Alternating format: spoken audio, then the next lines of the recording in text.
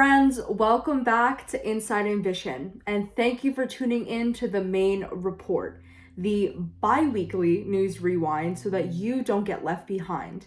I'm Gabby Remo. Now, as I mentioned, yes, the show is going bi-weekly this term, but have no fear. The quality of work will not be declining, and my mom still loves you. We are bringing the heat on this season with informative reporting, and it starts now. Here's what I have for you today. First, the big bad boat that was jammed in the Suez Canal. Second, Drexel's opening a cannabis research center. Third, a professor at Drexel is urging people to stop indoor dining. And fourth, Rutgers University is requiring students get the COVID-19 vaccine in order to return to campus this upcoming fall. It's the end of week 1, so let's have some fun. Here we go, dragons. Let's get into it. Have you been hearing chatter about a boat stuck? If not, where have you been? Basically, a massive container ship got lodged in the Suez Canal. Don't know what the Suez Canal is? No worries. I didn't either. I'm terrible at geography. Nonetheless, there is serious history rooted in this canal, as world powers have tried to control it throughout time in an effort to influence trade. And understandably so, as 12% of all global trade is transported through it. The Suez Canal is an artificial sea level waterway in Egypt that connects the Mediterranean Sea to the Red Sea through the Isthmus of Suez and dividing Africa and Asia. Pretty important mode of trade travel by just hearing those geography specs. This canal is the only place that connects the waters of Europe with the Arabian Sea, the Indian Ocean, and furthermore, the countries of the Asia Pacific. Without the Suez, shipments traveling between these parts of the world would be forced to traverse the entire continent of Africa. That means high costs, longer journey times, and no ability for big bad boats to get stuck. Now, who is this big bad boat I speak of? It's named Ever Given, a vessel nearly twice as long as the canal is wide. It's speculated that due to low visibility amid high winds and a dust storm, it ran aground. Now, you may be thinking, Gabby, I'm not a boat expert, a maritime pilot, if you will. What does aground mean? No worries, insightful viewer. Aground means that the Ever Given was touching the ground under shallow water, leading to its immobility. The ship was jammed in the canal for 6 days before being dislodged this past Monday. And as of Tuesday, the vessel remained in the Great Bitter Lake off the Suez Canal while authorities figure out whether it's fit to sail and what to do with its cargo if not. And unfortunately, this entire situation led to even more unanticipated costs. Global trade moved by sea was already facing disruptions, which has led to billions of dollars in supply chain costs. This entire situation is under investigation by the International Maritime Organization, and the sea trade world will be watching closely. And the meme trading world has been on this since day one. Meme Twitter exploded this past week because of the Ever Given. One of my personal favorites is from Twitter user @OnlineLonghorn, who posted in popular social media activist format what's happening in the Suez Canal and how you can help, followed by boat stuck. Can't help. And they were right. But we need to hold that boat accountable, friends. After the boat was freed, #PutItBack was trending on Twitter, proving once again that the internet isn't always a safe space for everyone, not even boats. The memes flooded social media for at least a week. And now, some more of my personal favorites. Pictured here, a photo of a small crane attempting to excavate the boat that writes, "The insurmountable grief of existence and a silly little iced coffee." Or here, systematic racism and a diversity and inclusion workshop. Kidding. And friends, this isn't the first time a boat went viral. Think back to Boaty McBoatface. Remember that? In March of 2016, the United Kingdom's Natural Environment Research Council sent a poll requesting the public name its new polar research ship. The votes were overwhelmingly in favor of the name RRS Boaty McBoatface, 124,109 votes to be exact. And so, the internet's obsession with obscure situation votes began. But the Ever Given is freed, and the memes have died. So when foreign concepts like mining for coins and short-selling GameStop stock have economy experts buzzing, I'm glad to understand one concept.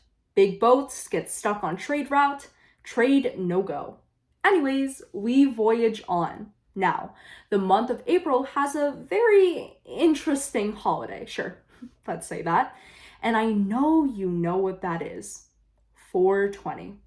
In 2016, Pennsylvania became one of 33 US states that legalized medical marijuana. And now, Drexel University has opened a new medical cannabis research center. This center is a collaboration between the Dornsife School of Public Health and the Drexel College of Medicine with the approval of the Pennsylvania Department of Health, with the purpose of conducting research on medical cannabis grown by a clinical registrant. So, you're telling me Drexel is housing and dispensing medical cannabis? No. Drexel signed an 8-year, $15.5 million contract with Agronomed Biologics, who will handle all aspects of dispensing cannabis to patients involved in Drexel research studies. And the first Agronomed dispensary is scheduled to open in Chester, Pennsylvania sometime this month. And whether or not you support the usage of cannabis, medical research of this kind can be beneficial all around. The Drexel Agronomed partnership is hoping to expand known health effects of medical cannabis and its various forms used to treat 23 state-approved physical and psychological medical conditions, including HIV, neuropathies, autism, opioid dependence, and PTSD. So, onwards.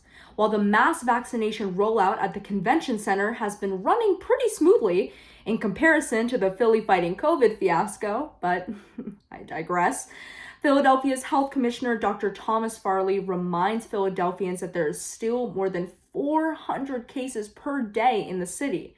In short, we do not have enough vaccinated people to start forgetting essential precautions. There has been a constant push and pull on whether restaurants and other businesses should still remain open, and to what extent.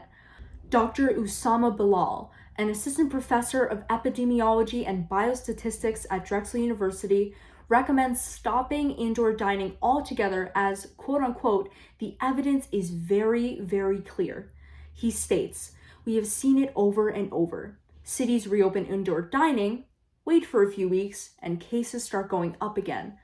Dr. Bilal supports his statement using stats he compiled from 20 studies conducted both here and in Europe. And finally, he makes it clear that younger people are the folks going out more. And in some more COVID-related news, Rutgers University announced on Thursday, the 25th of March, that they would be requiring students to receive either the Pfizer, Moderna, or Johnson & Johnson coronavirus vaccine in order to come back to campus for the fall 2021 semester. This makes them the first college in the nation to require this, which has sparked debate. This is being added to the list of required vaccines from the university, including diseases such as measles, mumps, and rubella. The university has said, however, that exceptions can be made for medical or religious reasons. However, many think that requiring the vaccine is an unfair expectation for students due to the vaccine only having been authorized for emergency usage and many students not falling within the first few phases of the vaccine rollout plan. In New Jersey, vaccinations are limited to those who are at 70 or older, people with pre-existing health conditions, and smokers. However, New Jersey state officials have said they expect to get the additional supplies and ramp up vaccinations in the next few weeks, with vaccines being available to all Americans by the end of May. A poll by College Pulse revealed that most students actually support the university's decision, with 71% of those polled agreeing that colleges do have the right to ask students to be vaccinated. Man, if only our government could agree on COVID legislation this easy. Supporters of Rutgers' announcement say that this will promote a new sense of normalcy and absolutely ensure the safety of students as they begin to return to campus and student life. The decision only applies to students that will actually be attending in-person classes. Online students will not be required to receive the vaccine. The university is also recommending, not requiring, that all staff and faculty also receive the vaccine, saying that students have an average transmission rate than staff, roughly 60 to 70%. Everyone on campus will still need to follow COVID guidelines such as masking, social distancing, not gathering in large groups, and getting tested. And with these first steps being taken, other universities across the country are watching Rutgers as sort of a trial run, seeing if making the vaccine mandatory will actually work. The University of Tennessee recently approved similar legislation to require flu vaccines, but could extend to the COVID vaccine if Rutgers' trial run is shown to be successful. According to Rachel Mack, a spokesperson for the American College Health Association, quote, "Many will likely continue to strongly encourage that their students get vaccinated, and some schools, when possible, may provide students with the access to the vaccine if they choose to get vaccinated. Achieving high rates of vaccination among students and others on campus is an important part of safe reopening." The university is also telling students to not wait for vaccinations at the university and instead encourages them to sign up on the government websites and try to get on various lists to get vaccinated before they return to campus.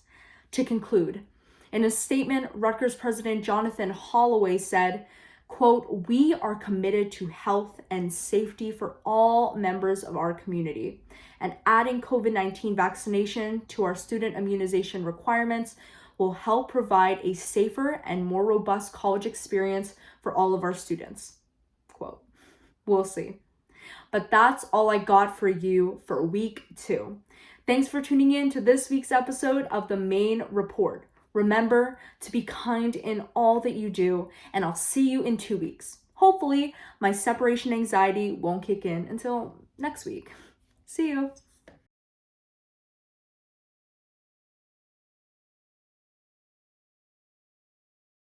Hey, it's Alex from the future. I'm here to tell you that if you subscribe to our YouTube channel right now, COVID-19 will be eradicated from the globe.